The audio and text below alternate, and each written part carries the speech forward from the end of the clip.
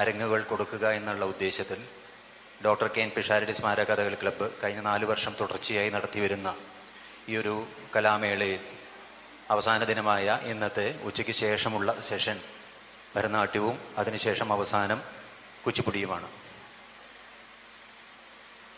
ഗുരു Sreelatha Vinod, doctor Sreelatha വിനോദിൻ്റെ ആമുഖ പ്രഭാഷണമാണ് ഭരതനാട്യ അവതരണത്തിന് മുമ്പായി ഇന്ന് ഇവിടെ നമ്മൾ ഒരുക്കിയിട്ടുള്ളത്. ആദ്യമായി ഞങ്ങളുടെ ക്ഷണം സ്വീകരിച്ച് ഈ ഒരു വേദി അലങ്കരിച്ചതിനുള്ള സന്തോഷം ആദ്യമേ രേഖപ്പെടുത്തട്ടെ. നീണ്ട ഒരു കയ്യടി ചോദിച്ചു മേടിക്കുകയാണ്. കാരണം ഗുരു തഞ്ചാവൂർ അരുണാചല പിള്ളയുടെ കീഴിൽ ഭരതനാട്യം ആരംഭിച്ചതിന് ശേഷം ആ തഞ്ചാവൂർ ബാണിയുടെ ഇല്ലെങ്കിൽ കേരളത്തിൽ നിന്നുള്ള നമ്മൾക്കൊക്കെ തമിഴ്നാടിൻ്റെ ഒരു കലാരൂപമാണ് എന്നുള്ള ആ ഒരു ബോധ്യമുണ്ടെങ്കിലും ഇന്നുള്ള ആ ദേശീയ അല്ലെങ്കിൽ പ്രാദേശികമായ വേർതിരിവുകൾക്ക് അപ്പുറത്ത് ഭരതനാട്യം പണ്ടേ നമ്മുടെ ആത്മാവിൻ്റെ സ്വരൂപം തന്നെയായിരുന്നു. തുടർന്ന് ശ്രീലതാ വിനോദ് ഗുരു ധനഞ്ജയ മാഷ കീഴിലും ആ കലാക്ഷേത്രം ബാണിയുടെ തുടർച്ചയായി ഇന്ന് കലൈമാമണി പട്ടവും മറ്റും ഒരുവിധം എല്ലാ പുരസ്കാരങ്ങളും നേടി നൃത്തചൂടാമണി പോലുള്ള എല്ലാവരും സമാരാധിക്കുന്ന അല്ലെങ്കിൽ പ്രതീക്ഷിക്കുന്ന ഓരോ കലാകാരിയും ആ ഒരു പുരസ്കാരങ്ങൾ ഏറ്റുവാങ്ങണമെന്ന് ആഗ്രഹിക്കുന്ന എല്ലാ പട്ടവും നേടി ഇന്ന് കലയുടെ അരങ്ങിൽ നിറവാർന്ന രീതിയിൽ തമിഴ്നാട് ഡിസംബർ മാർഗഴി സീസണിൽ ഏവരുടെയും പ്രശസ്തി പിടിച്ചുപറ്റുന്ന രീതിയിലുള്ള രംഗാവതരണം നടത്തിവരുന്ന ഡോക്ടർ ശ്രീലതാ വിനോദിന് സാദരം ഡോക്ടർ കെ എൻ പിഷാരടി സ്മാരക കഥകളി ക്ലബിലേക്ക് സ്വാഗതം അരുളുന്നു. നല്ലൊരു പ്രഭാഷണം ഉണ്ടാവട്ടെ എന്ന് ആശംസിക്കുന്നു. നന്ദി, നമസ്കാരം. ഓം ശ്രീ ഗുരുഭ്യോ നമഃ. നമസ്കാരം. My humble pranams to Venuji who's here, Shri Ramesh and Nambishan sir, the great acharyas who are present, and Rasikas. The topic I have been given is Bharthanatyam Marggam. So the very term Marggam is so close to the idea of each and every classical dance style, because Marggam is just a path, ഒരു വഴി, നമുക്ക് കാണിച്ചു തരുന്ന ഒരു വഴിയാണ്. ഇവിടുന്ന് ഇവിടേക്ക് പോവാൻ, this is the chosen path. So this kind of a path has changed and evolved over the periods, over different periods of time. But today we know Bharthanatyam as Marggam because it has been codified by a certain set of people who were very well known. They were known as the Tanjore Quartet. But was there no Marggam, or was there no path before that? That is a question. Just to understand the idea of Marggam, in the words of the great dance doyen Bala Saraswati, she says the traditional order of the correct sequence for revealing spiritual through corporeal, that is known as Marggam. So something that is so physical must be done, must be experienced in order to transcend it, to understand something more spiritual. But before all that, let us just go back in history to just understand what existed before Marggam came as we know it today. Right? So,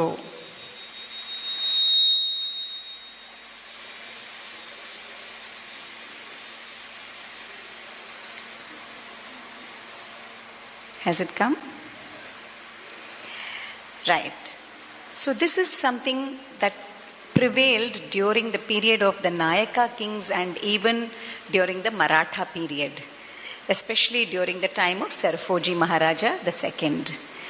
And this was called Nirupanas.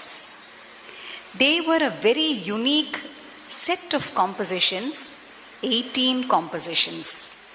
And they were all commissioned by this Maharaja.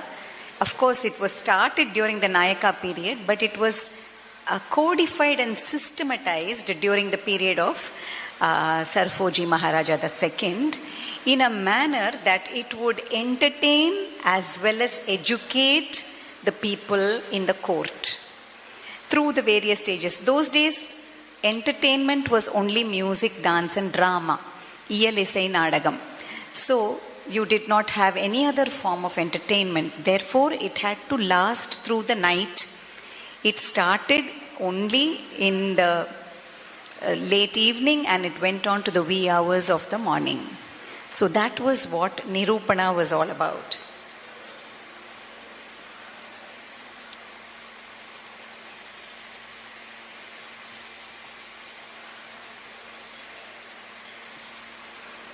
I can't see, what is it?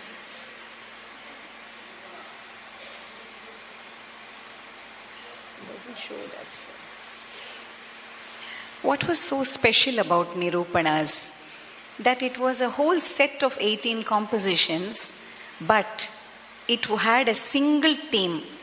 ഇന്നത്തെ dance drama നമ്മൾ ചെയ്യുന്നില്ലേ, ഒരു single പ്ലോട്ടാണ്, ഒരു കഥയാണ്, അതിൽ പല ഭാഗങ്ങളും ഉണ്ട്. Same way, the same methodology was used. There was also only one raga and one tala that was commissioned most often. Some Nirupanas had more than one tala, but singular ragam based on a single theme, and the performance lasted the whole night. Now this single raga meant that the various shades of that particular raga was explored through the 18 compositions. There should not be any boredom. There should not be any repetition or overlap. So that also exhibited the virtuosity and the excellence of the performers, both in music as well as in dance.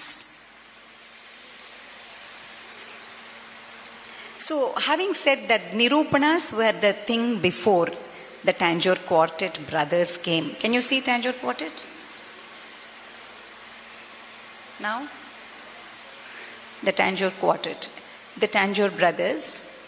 They were four and they came actually hailed from Tirunelveli.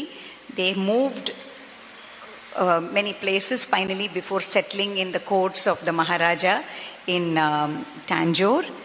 Of course, they were during the course of their stay, they had many misunderstandings, many times when they were also greatly lauded for their skill and virtuosity.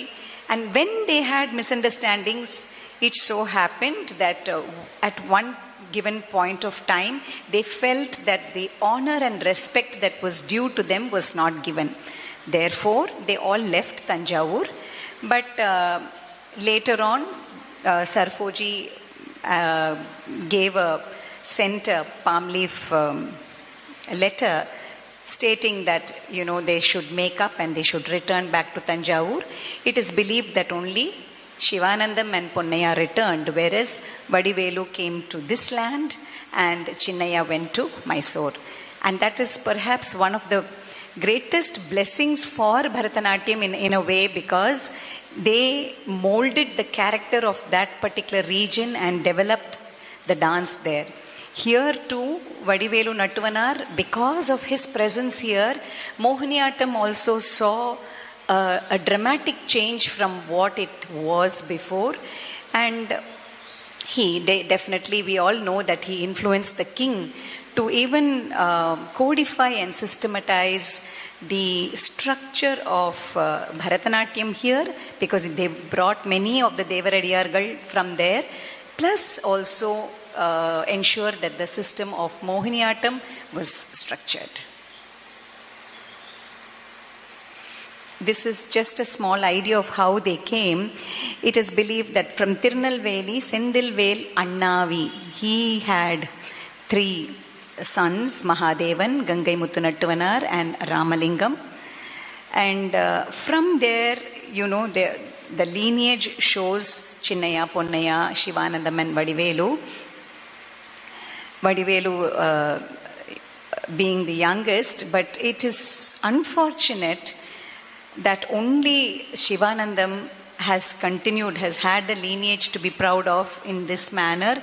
And today, the last known person is Kittappa Pillai's son, Sri Chandrasekhar, is still there. Kittappa Pillai sir has trained so many doyens, including Yamini Krishna, Professor Sudharani Raghupati, and many, many more stalwarts. And even recently, Nartaki Nataraj had also trained from Kittappa Pillai sir. So we have that kind of a lineage of the Nattuvanar Bani being infused into this. Now, what is it that the Tanjore Quartet saw when they came? Nirupanas were already present, 18 compositions were being done, and therefore, what is it that we have to make of it? It was through the whole night, people's attention was going shorter and shorter. Like today, we cannot retain anybody's attention for more than 20 minutes, perhaps. So it's very hard to revive that kind of an attention and an interaction. And therefore, perhaps they felt it at that time. From the 18 compositions, they reduced it to a remarkable 8 without compromising on the content of the entire repertoire. In the repertoire itself, they made sure that it had a variety of ragas and talas. And the theme also was not a singular theme. It had many, many, many ideas of course, we draw heavily from Puranas and mythology, but it was all about the varied gods and goddesses and their deeds. So there was variety. And that was something that attracted people to witness this kind of a performance. So it was very well received.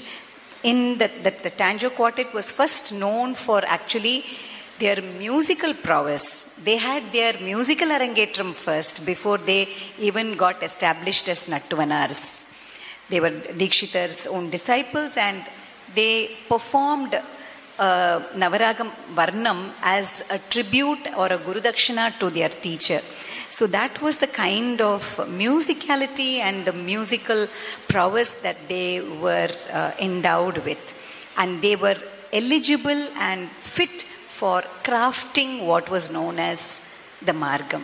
Because you can never disassociate music from dance.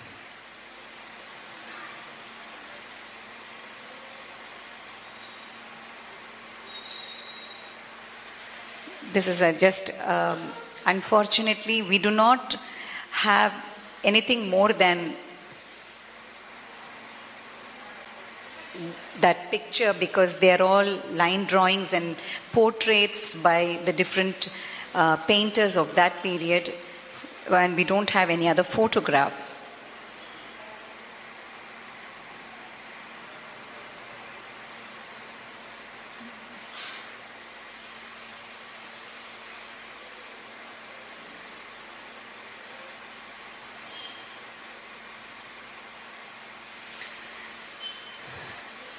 Today's Marggam is heavily an amalgamation of the different traditions that you see all around us. We have the Alaya Sampradaya, Atta Sampradaya, Bhajana Sampradaya, the folk Sampradaya. So many things that have come together, and it has become a cohesive unit. So to actually go through and disseminate everything, we will start with, it was originally very secular in content, but over a period of time it got so it was intertwined with religion and the Puranas, and it was so much an integral part of showcasing religion was something only through dance and music at that time. So for that particular reason, the ritualistic component became very, very important to be translated into music and dance. It was already there in music, and this was something that was done by very few, only in the precincts of the temple. So when the certain rituals were taken place inside the Garbhagriha, it was reenacted by the Devaradiyargal, who did the hastas, and they were called, hasta muraikaris. They used to show the movements of what was being done inside, so that people who could not enter the temple and who stood near the Dvajastamba could actually understand what happened in the Garbhagriha. So these kind of ritualistic compositions were later introduced into Marggam. That happened only post Tanjore Quartet. I'm just going a little forward to make you understand today's Marggam has drawn from that. So what we see today as Mallari or Kautvam or even Pushpanjali is very much a part of that ritualistic tradition. So apart from that ritualistic tradition, the next part that you can see is what always existed in the courts of the king. The Arta Sampradaya, which heavily was drawn, had a small division of what was done for nobility and what was done for the public.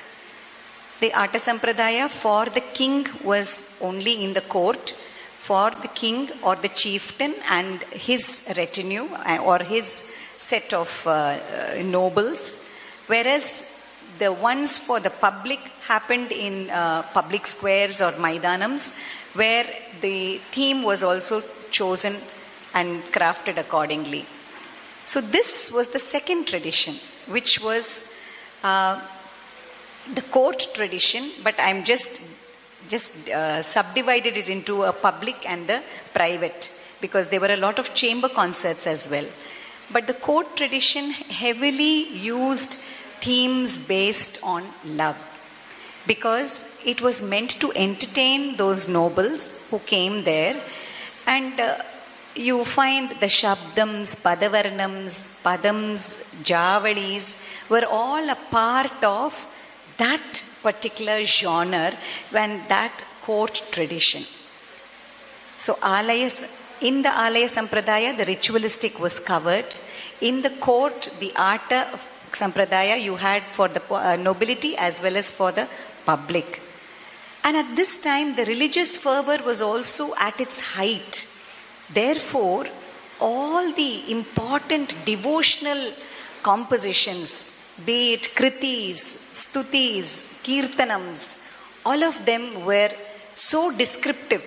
And it was apt to choose these kirtanams to be reenacted into dance. So this was the next tradition, the devotional stream or the bhajana sampradaya. And it had a repetitive quality in the Pallavi, which helped people also engage with the performer.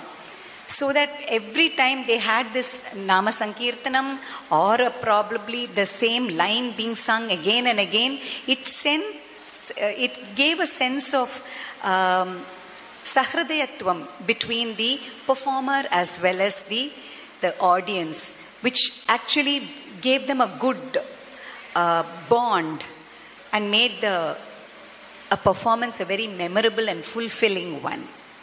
So that was the third kind of a tradition that it drew from. The fourth, very important, which was really loved by the masses and understood by the masses, was the folk tradition. Now, it is not to be understood that folk means only for masses. Not at all true. Most of the folk compositions, many of them are highly philosophical. Highly philosophical. Actually, it seems like a very sensual or seems like a very mundane, run-of-the-mill kind of a song, but it is actually having a lot of philosophical meaning. For instance, Vallikanavan Perai Vazhipokan Sonnalum Ullam Kuzhayudadi. One would think, oh, you're looking at Vallikanavan, that is none other than Muruga, and she is very much in love with Muruga and he wants to come. Yes, on the superficial level, that is true. It is, she is longing for somebody. But at a very philosophical level, it only means that this soul, this Prakriti is yearning for some kind of upliftment so that it can understand what is there in another world, to go to the para. So that is the kind of message that is being said in all these folk songs. Some of them are pure descriptive about the daily life. But many songs, like you have the Siddhar Padalgal or you have the Kavadi Chindas, are all rich with description as well as philosophy. So this kind of a tradition of folk being also introduced in the form of Kuratti, in the form of you have the famous Nadar Mudi Melirukkum, the snake dance, then Pallu and Nondi Nadagam. I forgot to move the slide.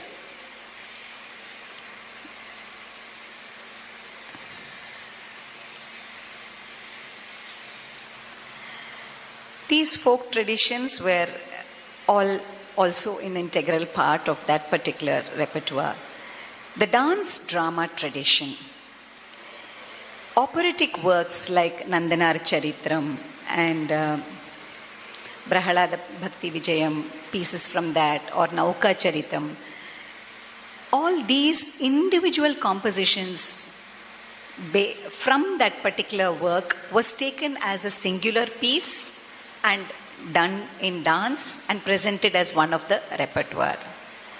Even many compositions from Ramanadakam, even today, are being repeatedly seen as part of the repertoire of Bharthanatyam dancers. The folk tradition is what I just covered.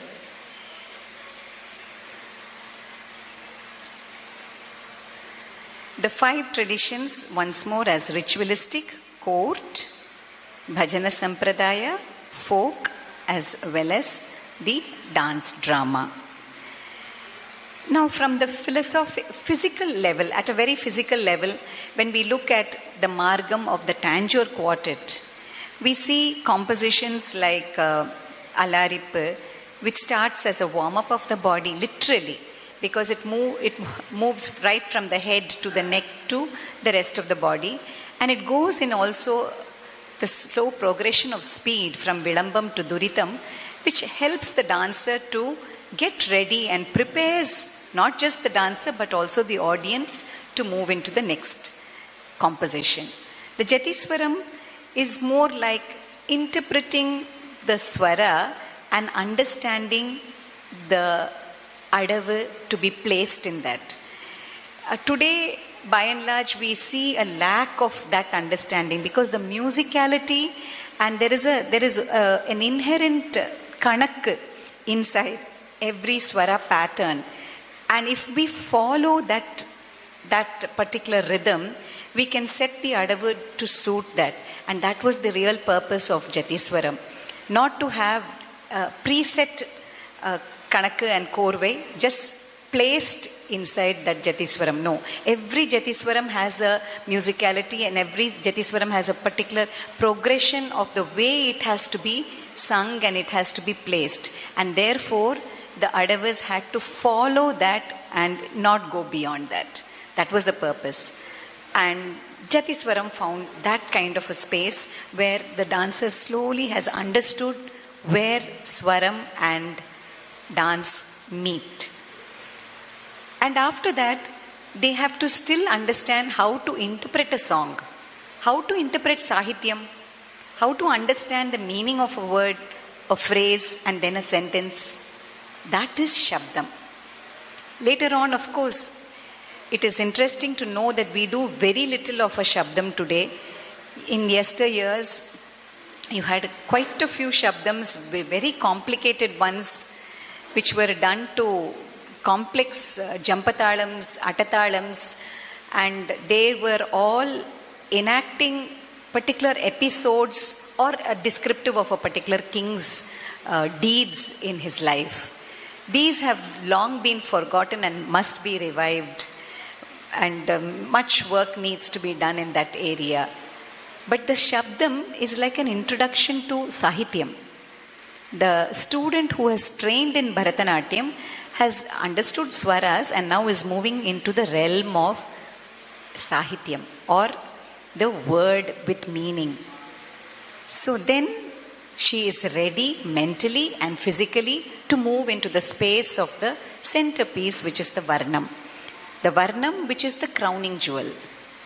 Because it has all the three facets of Nritya, and perhaps even Natya in terms of the characterization of the different people that they are portraying in that particular Varnam. And more importantly, equal importance that is given to the rhythm and rhythmical aspects as well as bhavam. Because you see layered meanings and interpretation. You start with usually the padartham, which is word to word, then goes into the vakyartham, sometimes even using different yuktis, including atishaya yukti, so that you can understand and finally make the audience also resonate with the idea of dhwani, of what you're trying to portray.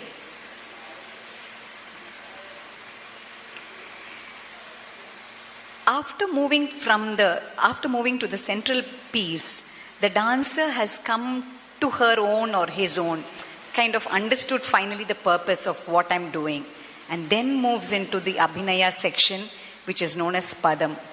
And Padam is so aptly given as a term because in Tamil, Padam means slow, Padam means word, Padam means mature. So you cannot teach a novice a Padam. Padam is usually taught after all the other pieces are taught. That's the most important aspect of how to, you can develop Abhinaya. You cannot really teach it by saying 2 + 2 is 4. It has to be imbibed, and it has to be that spark has to come from within, and then you resonate with it, and then it can be developed. For which there is training, for which there is so much of osmosis that has to take place. People have to take in from everything around. So that was the idea of Padam. Javali, in a sense, was to explore the lighter vein of realistic life, and that is why it has spontaneity, it has more lokadharmi, and it has also colloquial terms being used, because it resonates with that kind of a lightness, something like your tukadas of musical concerts. But usually they intersperse the Padam and Javali with also, in between they might have a Kirtanam, because it gives a sense of a song of praise of that Lord or that God or that Goddess, describing them or telling their deeds. Of course, the Tillana is always final. It's like it's said so beautifully by Bala Saraswati Amma. She used to say that Dalarip is like the Gopuram, and then you go into the Jatiswaram of the Ardhamandapam and then the Mahamandapam of the Shabdam, and then you reach the Garbhagriham where the Varnam. And inside all the Upacharams are equal to the Kirtanam and the Padam and the Javali, and finally when you do the Tillana, it is like the Arati that is being taken. So you completely, it's a process of slow evolution of this entire self, of the body, towards something else. So you're preparing it and taking it step by step. All our fine arts were meant for that.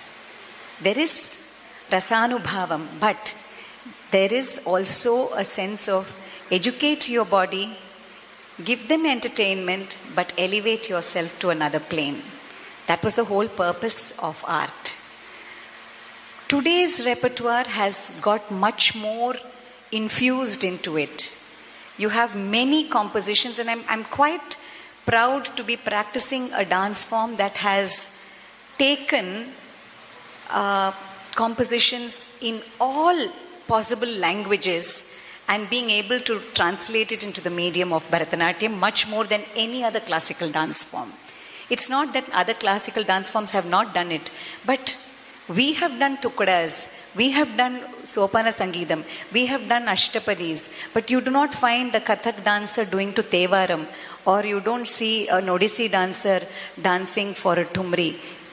It can be done, but today we are quite proud to say that Bharatanatyam has reached that stage where it has been understood also by the audience that it can embrace all these various languages, cultures. So at a one point of time you had vritti, pravritti, and it was just that. Here there is a lovely amalgamation of all of that.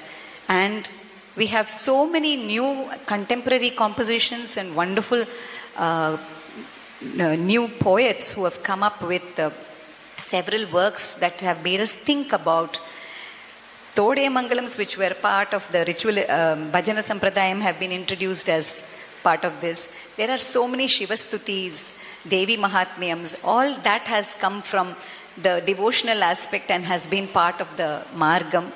Today's Marggam may even start with a Kriti or a Kirtanam instead of a Pushpanjali or a Kautvam. So these are small additions and part of an evolutionary process that we see that is so important for any art to grow. We should never be stagnant. We should go with the flow. The content must be strong. But we should be able to embrace from any branch that offers us knowledge. That is the strength of the art form, and that is something that Bharatanatyam is doing so beautifully today.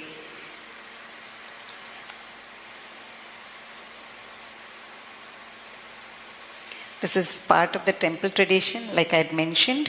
Churnika, Mallari, Kautvam and Shuddha Nritam. And of course, what I mentioned just now, the Kriti, Kirtanam, Shivatandava Stotram, the new contemporary themes, abstract themes like from the Megha Sandesham and Kumara Sambhavam, and even historical facts, like last year we did a production called Parapare. We took from Puranas but went on to the historical part was completely Velu Nachiyar's story, because he was a woman who had to be venerated because she fought for the country so valiantly.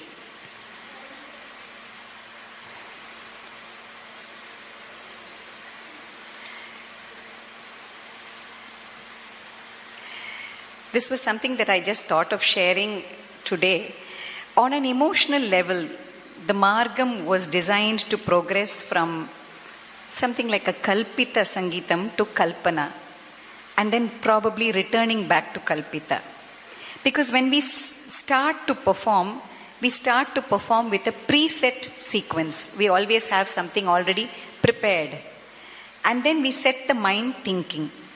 But as we start the performance, the spontaneity comes in, and our creativity and imaginative powers are being kindled.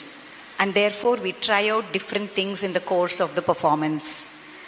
It usually climaxes in the Varnam and the Padam, where the audience is also expected to be on the same wavelength as the dancer.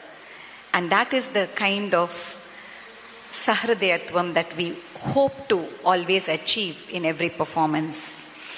This can even be extended to a Tillana, where there are certain wonderful, crisp rhythmic structures where sometimes it is almost like a question answer between the mridangist and the dancer, sometimes where the audience also understands and participates. But ever so often, all of it returns back to the Kalpita, where you go back to the preset, predetermined finale, and we culminate the performance. So it is, in a way, what you learn, what has been imbibed from your gurus, you start with that.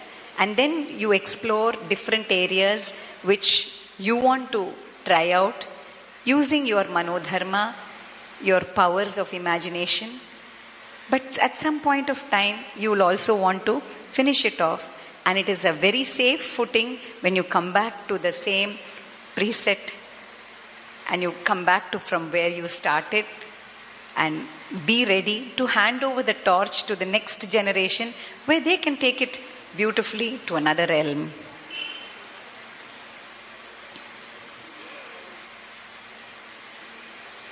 I hope I have covered enough about the Bharthanatyam Marggam and the extended Marggam that we can hope to achieve over all the years that have gone by and the years to come. So at this point, I will take any question if there is and if I can answer it.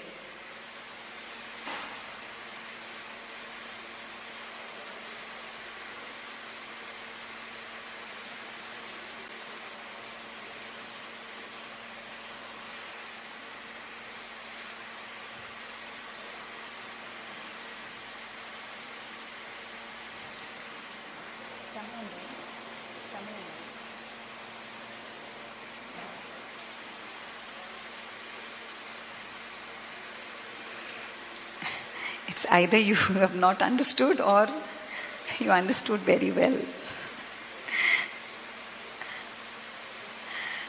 I extend my humble pranams to all of you for listening patiently and thank Navyam, the wonderful endeavor by all the committee members of Navyam and especially to Shri Rameshan Nambishan and the Kathakali Club for hosting this wonderful play, this endeavor.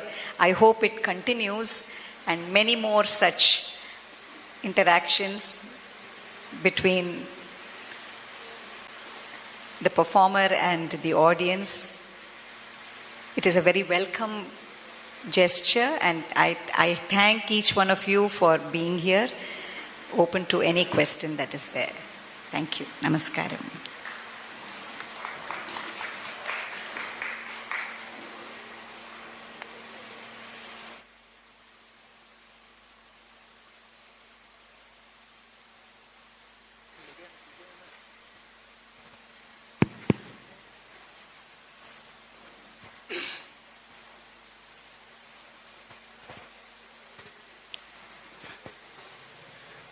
യൗവനത്തിൻ്റെ കലയാട്ടത്തിന് കൂടുതൽ വളം നൽകുവാനായിട്ട് പ്രബുദ്ധരായിട്ടുള്ള വളരെ പരിണിതപ്രജ്ഞരായ കലാ അധ്യാപകർ ഇവിടെ വന്ന് കഴിഞ്ഞ 3 ദിവസങ്ങളിലായിട്ട് പല പ്രഭാഷണങ്ങളും ഒക്കെ നടത്തിയിട്ടുണ്ട്. അതിൻ്റെ ഭാഗമായിട്ട് ഇന്ന് ഭരതനാട്യത്തിനെ കുറിച്ച് നമ്മളോട് സംസാരിച്ചത് ഡോക്ടർ ശ്രീലത വിനോദ്.